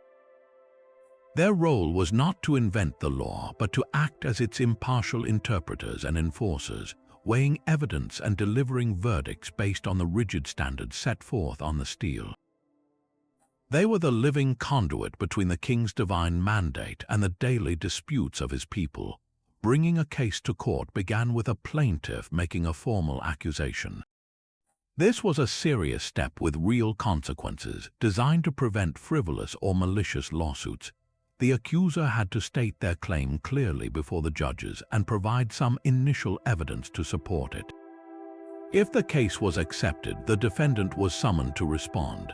The entire process was a public affair, often taking place at the city gate, the bustling hub of commercial and social life, ensuring that justice was not only done but seen to be done. This transparency was crucial for maintaining public trust in the new, centralized legal system that Hammurabi was imposing across his diverse empire. Once the parties were before the judges, the rules of evidence took center stage. In a world before forensic science or video recordings, the court relied heavily on two pillars: the testimony of witnesses and the power of the oath. Witnesses were paramount. Contracts for the sale of land, marriage agreements, and business deals were invalid unless they were signed before witnesses, and these same individuals could be called to court to testify to what they had seen and heard. Their word could make or break a case, but the code was wise to human fallibility and malice. Law 3 deals specifically with false testimony, stating that if a man bears false witness in a capital case and is found out, he shall be put to death. For lesser cases, the penalty was to suffer the same punishment the accused would have received. This terrifyingly symmetrical deterrence was meant to ensure that every word spoken in court was weighed with the utmost gravity. For situations where no witnesses were present or the facts were impossible to determine, a classic, he said, she said, scenario, the Babylonians turned to the divine. They believed the gods could see the truth where men could not, and they devised a method to call upon this higher power, the oath. A party could clear themselves of an accusation by swearing an oath to their innocence in the name of their personal god or a major deity like Shamash. This was not a simple promise, it was a terrifying religious act. To swear a false oath was to invite divine retribution, not just in this life but in the afterlife. The fear of a god's wrath was considered a powerful enough deterrent to keep most people honest. In some particularly difficult cases where even an oath was deemed insufficient, the court might order an ordeal, most famously the trial by water. The accused would be thrown into the sacred river. If they drowned, they were guilty, and if they survived, they were innocent. This practice placed the final judgment directly in the hands of the gods, providing a definitive, supernatural answer where human investigation failed. The judge's role was to oversee this entire process, to ensure the proper procedures were followed, and then to apply the code's specific punishment to the case at hand. They did not have discretion to invent new penalties. Their power came from their faithful application of the written law. Once a verdict was reached, it was final. There was no appeals court in the modern sense. However, a dissatisfied party could sometimes appeal directly to the king, who held the ultimate judicial authority. Hammurabi positioned himself as the final protector of justice, the court of last resort for any subject who felt wronged by the system. This not only reinforced his image as a shepherd king, but also centralized legal power firmly in his hands, ensuring that his vision of order was consistently applied from the highest official to the lowest commoner. This intricate dance of accusation, testimony, oath, and verdict reveals a society deeply committed to the idea of process, creating a framework for resolving conflict that relied on procedure and divine belief as much as it did on the cold, hard letter of the law. After detailing the intricate laws that governed everything from property disputes to medical malpractice, the code concludes not with a final regulation, but with a powerful and personal epilogue. Here, the voice shifts dramatically from that of a lawgiver to that of a king, making a direct, impassioned plea to the future. This final section is far more than a simple signature. It is a masterful blend of political propaganda, historical record, and a desperate attempt to achieve immortality through the fear of the gods. Hammurabi begins by recounting his accomplishments one last time, but now with the triumphant tone of a ruler who has fulfilled his divine mandate. He speaks of himself in the third person, listing the cities he has blessed, the temples he has restored, and the people he has protected. He declares that he has caused truth to prevail in the land and promoted the welfare of the people, framing his entire reign as a benevolent act of cosmic order-making. This boastful catalogue serves a crucial purpose. It provides a permanent, stone-carved resume for both the gods and posterity, ensuring that his name and deeds will be remembered not as those of a mere conqueror, but as a just and pious shepherd king. But the true heart of the epilogue, and its most ingenious and chilling aspect, is the series of vivid curses Hammurabi calls down upon any future ruler who dares to alter his work. He doesn't just hope his laws will last, he tries to terrorize them into eternity. He appeals directly to the great gods of the Mesopotamian pantheon, asking each one to unleash a specific and terrible punishment tailored to their domain. He asks the god Enlil, the king of the gods, to stir up rebellions that cannot be quelled and to decree a fate of chaos and destruction for such a foolish king. He begs the goddess Ishtar, the deity of love and war, to strike the offender's soldiers with her terrible weapons and to turn a compassionate heart into one of raging wrath. Most poignantly, he summons the great god Marduk, the patron deity of Babylon, to cause the rivers of that king's land to run dry and to inflict a grievous wound that never heals. These are not generic threats. Each curse is a carefully crafted reversal of the blessings of kingship. Where a ruler should have order, he will have rebellion. Where he should have military might, he will have defeat. Where his land should be fertile and prosperous, it will become a barren wasteland. The message is unmistakable. To erase Hammurabi's laws is to unravel the very fabric of civilization itself. This was a profound psychological strategy. In a world where rulers derived their power from the favor of the gods, the threat of divine abandonment was the ultimate deterrent. By inscribing these curses on public monuments throughout his empire, Hammurabi was effectively placing his legal code under divine copyright, making any attempt to change it an act of sacrilege that would guarantee a reign of disaster. This final act reveals Hammurabi's deep understanding of human nature and political power. He knew that stone could be broken and monuments could be toppled, as his own stele eventually was when it was carried off to Susa. But words, especially words sworn in the name of mighty gods, could hold a power that outlasted granite. He was attempting to weaponize superstition and religious belief to protect his legacy, creating a supernatural enforcement mechanism that would operate long after his own armies were dust. In this, he was remarkably successful. While his empire did not last forever, his code was never formally replaced or repealed by another Babylonian king. Its influence seeped into the legal traditions of subsequent cultures, and the stone itself, though looted, survived intact to tell its story millennia later. The epilogue is therefore the key to understanding Hammurabi's ultimate ambition. He wasn't just writing laws for his own time.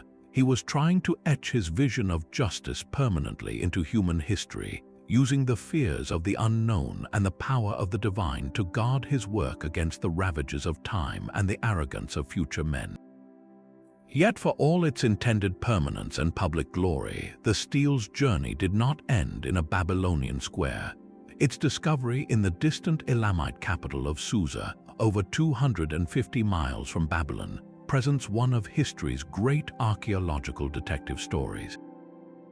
How did this massive, sacred object, meant to be the eternal pillar of Babylonian law, end up buried in the soil of a rival empire?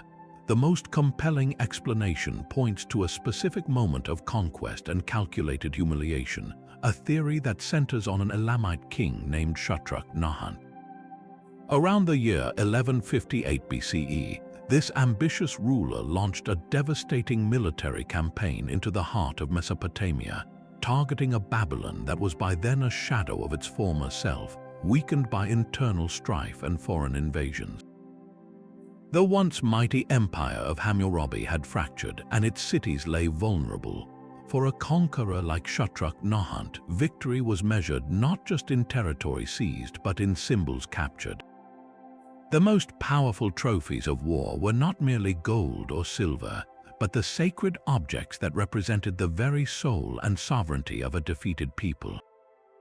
To seize a nation's gods or its most revered monuments was the ultimate act of domination, a way to demonstrate that your power had superseded theirs both militarily and divinely.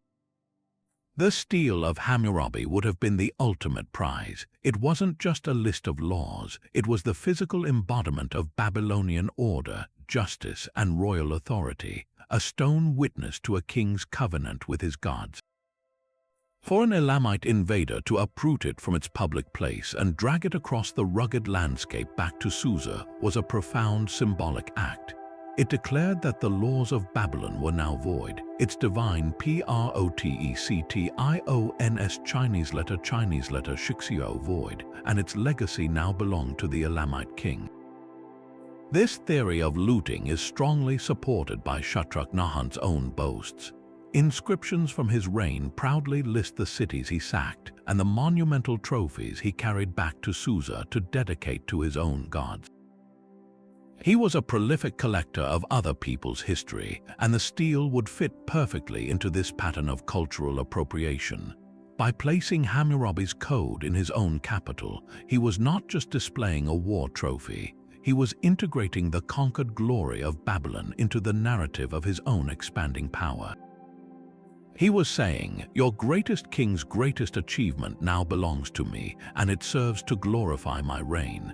The immense effort required to transport the 7-foot-tall diorite pillar only adds weight to its immense symbolic value. This was no casual plunder, it was a targeted, strategic seizure of a rival's identity.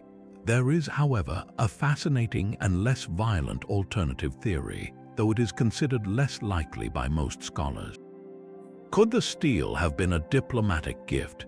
In the ancient Near East, alliances between empires were often sealed with extravagant presents, sometimes including culturally significant artifacts. Perhaps a later, weaker Babylonian king, seeking military aid or favor from a powerful Elamite neighbor, offered the stele as a token of respect and submission. While this is a tantalizing possibility, it seems out of character with the object's sacred foundational status. Gift-giving usually involved luxury items, precious metals, fine textiles, or royal daughters.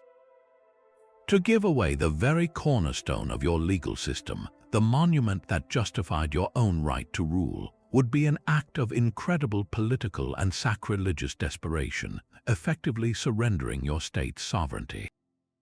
The evidence heavily favors the looting theory, painting a picture of a violent end for old Babylon and the reluctant journey of its most famous artifact into exile. The final irony, of course, is that Shutruk-Nahun's act of plunder, intended to erase Babylonian glory, ultimately became the very reason the stele survived. Had it remained in Babylon, it might have been destroyed in one of the many subsequent invasions and sackings that leveled the city over the centuries. Instead, it was carefully transported to Susa and likely displayed there with pride. When the Elamite Empire itself eventually crumbled, the stele was presumably toppled or buried during the city's destruction, perhaps by the Assyrian king Ashurbanipal in the 7th century BCE. There it lay, protected by layers of earth and rubble, forgotten for centuries.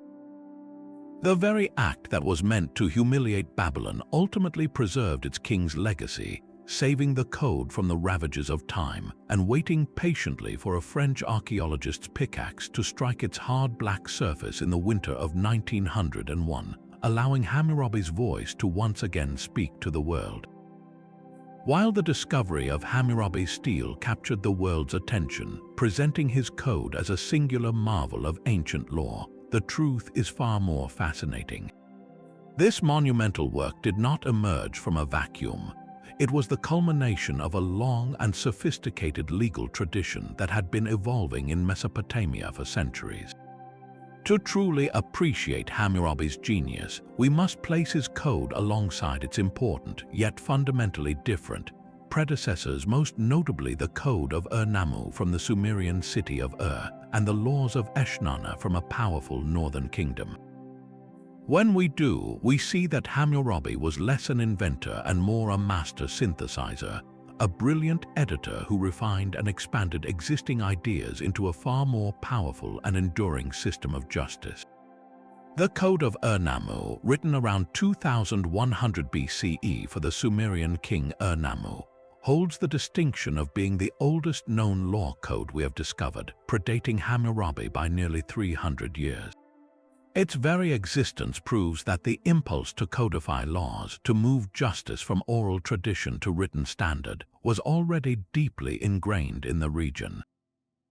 Yet the tone and approach of Ur-Nammu's laws feel markedly different.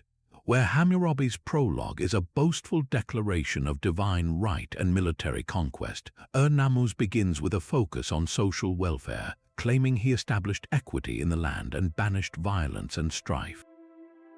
More strikingly, the penalties in his code are almost exclusively financial. For instance, if a man broke another's bone with a club, he paid a fine of 1 mina of silver. If he cut off another's foot, he paid 10 shekels. This system of monetary compensation, known as pecuniary composition, was designed to stop cycles of blood feuds by offering a clear, non-lethal alternative. It was a pragmatic, though less severe, approach to justice. The laws of Eshnauna, discovered on 2 clay tablets and dating to around 1930 BCE, represent another critical step forward. This code shares more DNA with Hammurabi's, covering similar topics like assault, theft, and rental agreements. It even features the same principle of proportional punishment based on social class, stating that the penalty for injuring a nobleman is greater than for injuring a commoner. However, it lacks the grand, overarching structure and the potent ideological framing that Hammurabi would later master. The laws are presented more as a straightforward list of legal precedents, a manual for judges without a majestic prologue or a forceful epilogue to justify the king's authority. It was functional, but it wasn't yet a monument. So what did Hammurabi do that was so different? His first and perhaps most profound innovation was one of scale and presentation. While earlier codes were written on perishable clay tablets, likely stored in archives for the eyes of scribes and judges, Hammurabi had his laws carved onto a towering, polished stone stele for all to see.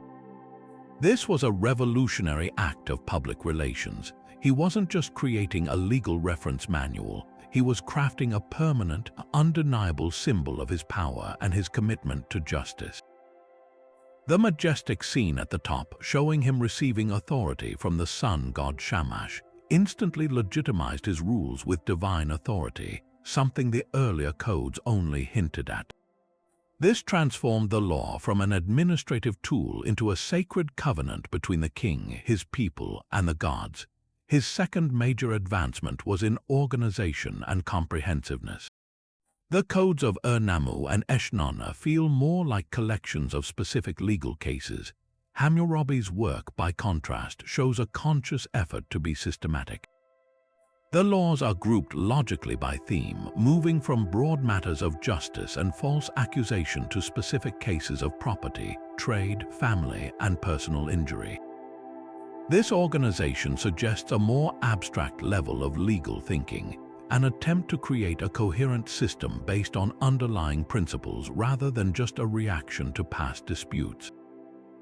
Furthermore, Hammurabi's code is vastly more comprehensive. With 282 laws, it covers an immense range of human activity, from the duties of a surgeon to the liability of a negligent boat builder.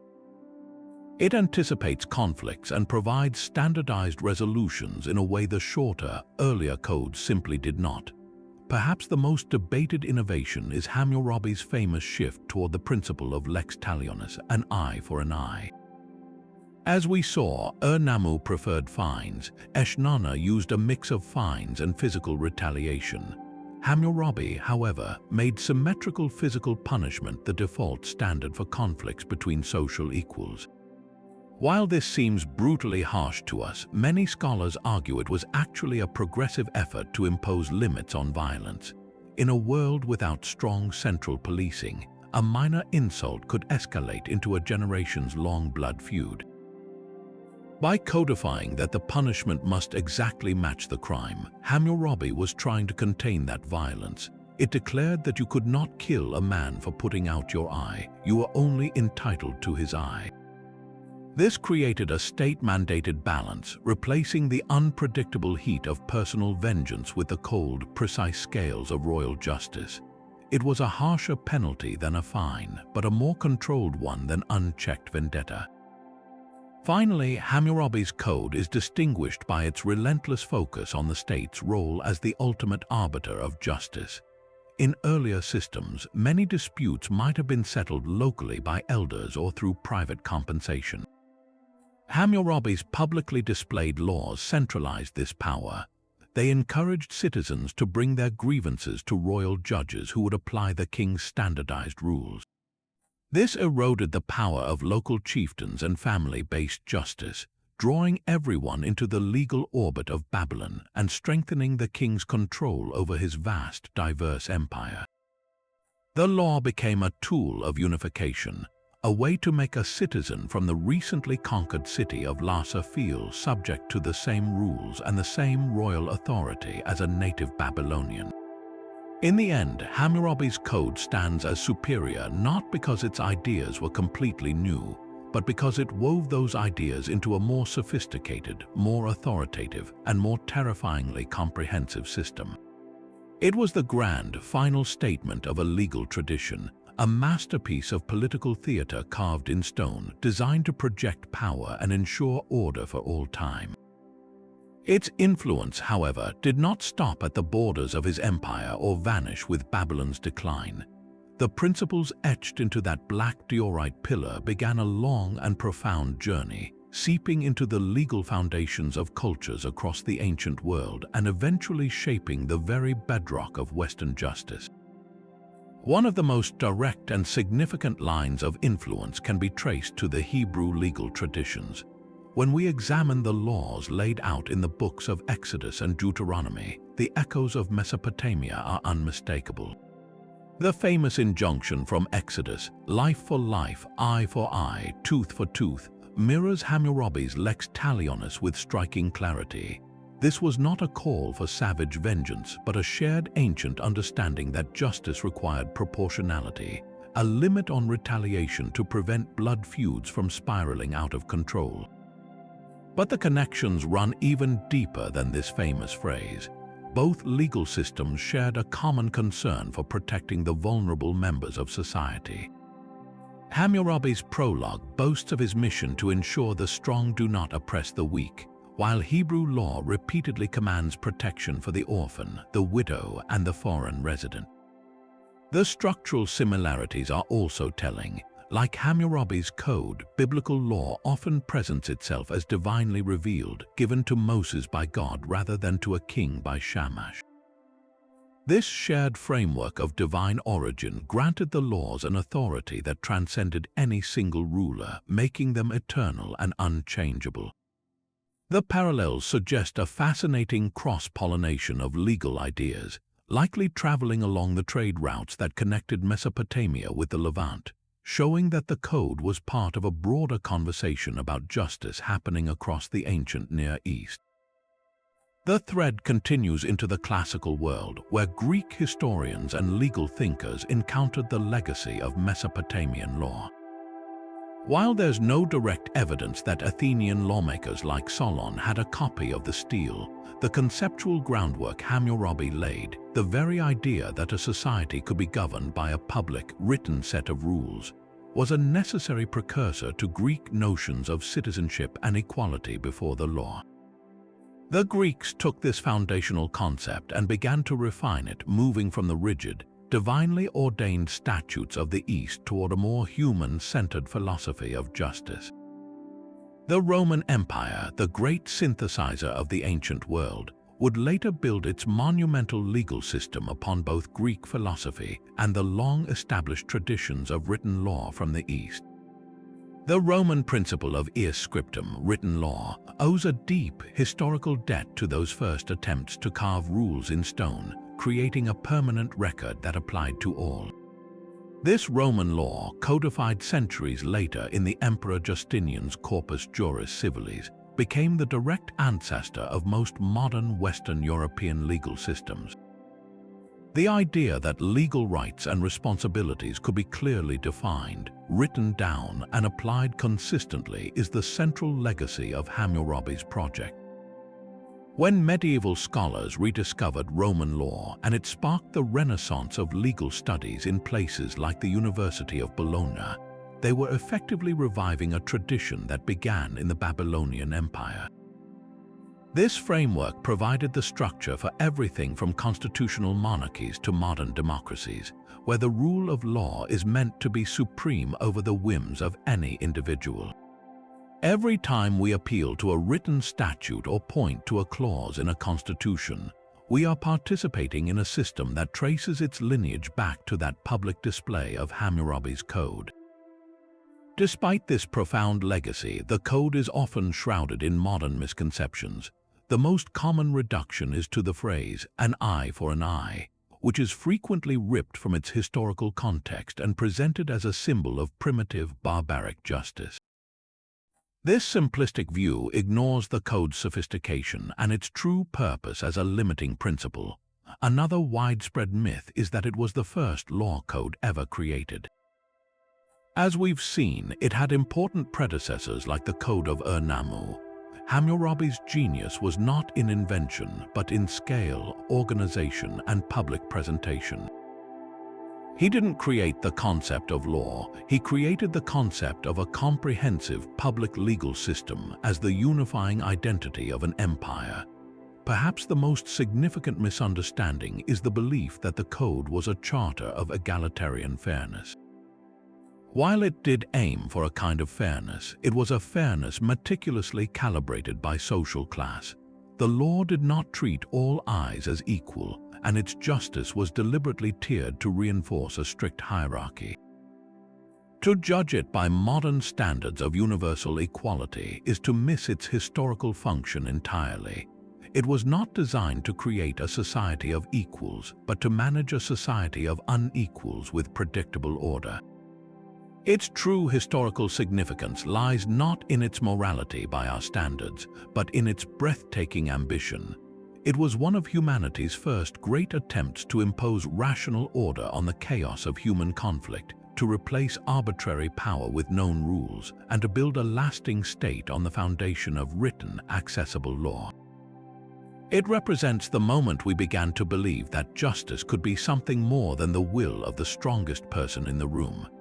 Yet for all its sophistication and enduring influence, we cannot look upon the Code of Hammurabi today without a profound sense of moral unease. From our modern vantage point, its celebrated principles are often overshadowed by the brutal reality of its punishments and the rigid, unforgiving social hierarchy it so fiercely protected. The most immediate and shocking critique is its legendary severity. The prescription of death not only for murder but for a vast range of offenses, from theft and adultery to a builder's negligent construction, strikes us as a system devoid of mercy or proportionality. The law that could put a son to death for his father's professional failure feels like the very antithesis of individual justice, punishing the innocent for the crimes of the guilty in a way that seems fundamentally barbaric. This harshness is compounded by the code's deep and unapologetic social inequalities. The celebrated ideal of an eye for an eye applied only if both eyes belonged to men of the same upper class. The body of a commoner was valued in silver, and the body of a slave was merely an item on a balance sheet, its value calculated for his master's compensation.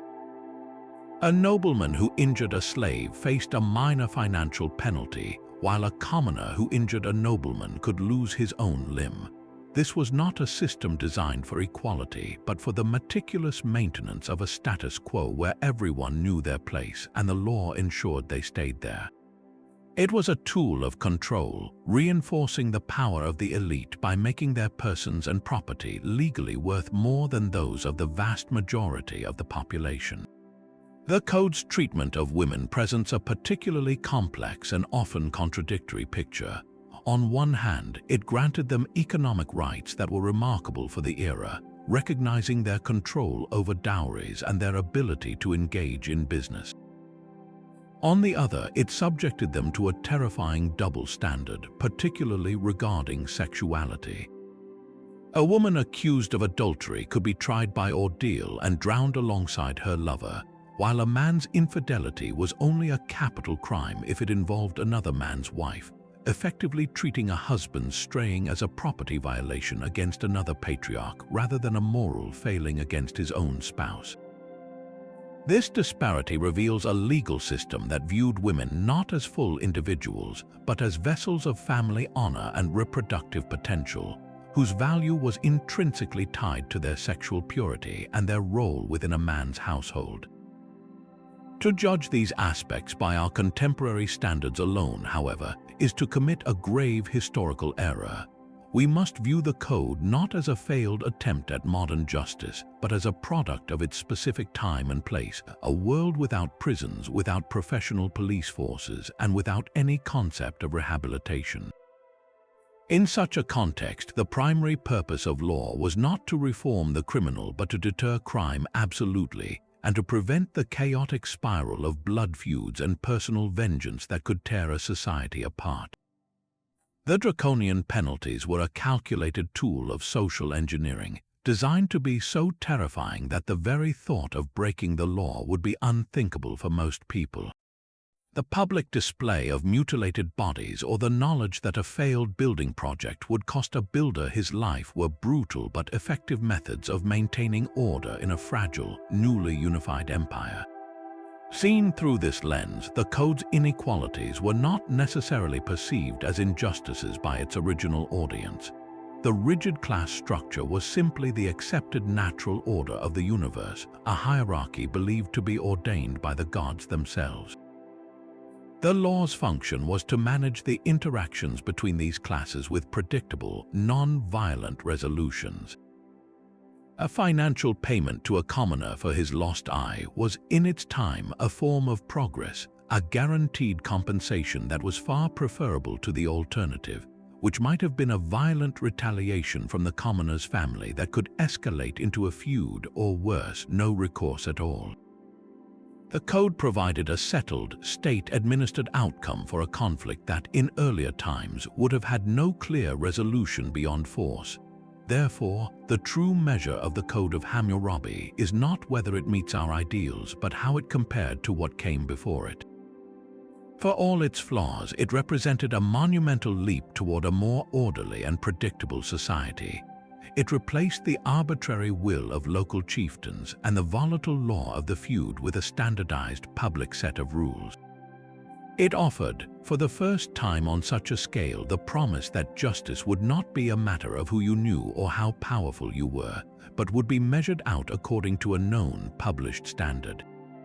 It was a system that, for all its brutality and bias, introduced the revolutionary idea that the law itself could be the ruler, and that even the king's power was subject to a higher, codified principle. It stands as a powerful, deeply flawed, but utterly foundational document in the human story, a story of our ongoing, imperfect, and never-ending struggle to define what justice truly means. So where does that leave us with Hammurabi's legacy, this towering black pillar that has spoken to us across nearly 4,000 years?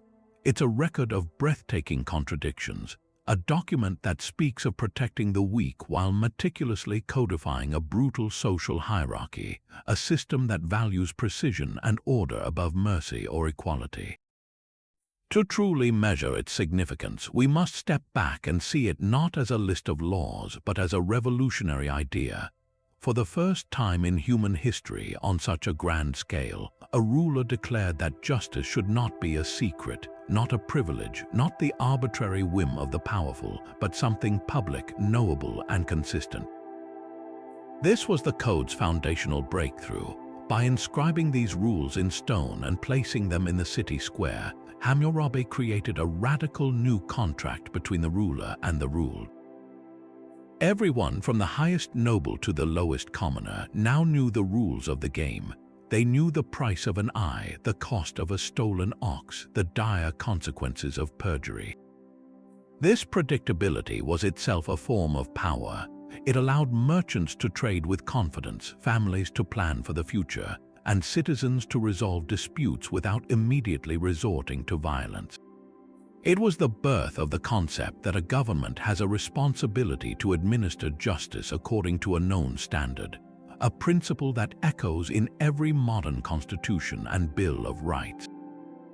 The society reflected in these laws is one of astonishing complexity, a vibrant and rigidly structured world where every relationship between husband and wife, father and son, builder and homeowner, physician and patient, was defined by detailed obligations and penalties.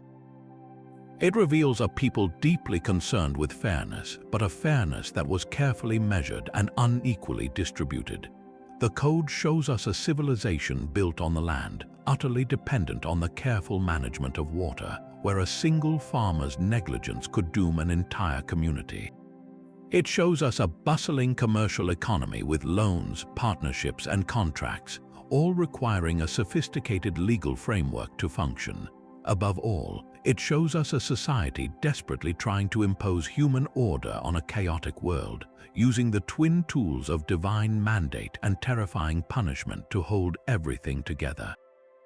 The stele is a mirror held up to ancient Babylon, and in its polished surface we see their fears, their values, their brilliance, and their profound limitations.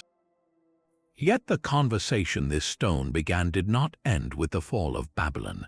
The principles Hammurabi championed, written law, proportional justice, governmental responsibility, embarked on a long journey westward, influencing Hebrew law, Greek legal thought, and eventually the vast edifice of Roman jurisprudence that forms the basis for so many of our modern systems.